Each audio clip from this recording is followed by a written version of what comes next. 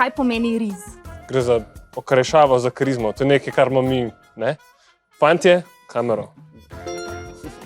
Ful dober riz. Kaj pomeni simp? Ivan. Ne me gledati. Ne.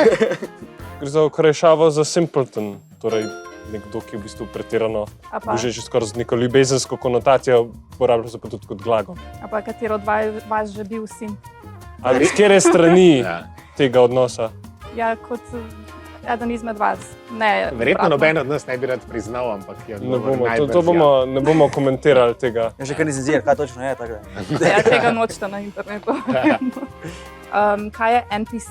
Non-playable character iz igric. Okay, kako se pa uporablja v mimih? A je zdaj pač, kaj je nekdo, ki ima tako neko irelevantno vlogo, čist, ki izpade tak postranski igralec. Kaj pomeni flex? Da flexaš, da nekaj znaš. Torej, gre za bahanje. Kaj pomeni ti? Spill the spil tea. da ti. Ja, Ja, neka, kaos. Skriv nosa v trač. ja, trači, novica. Sas. Spišeš. Ja, sumljivo. AFK. Away from keyboard. Ja, lit. Da je neki lit, da je neki ful hudo. Dobro. Ja. Pa še zadnja cringe.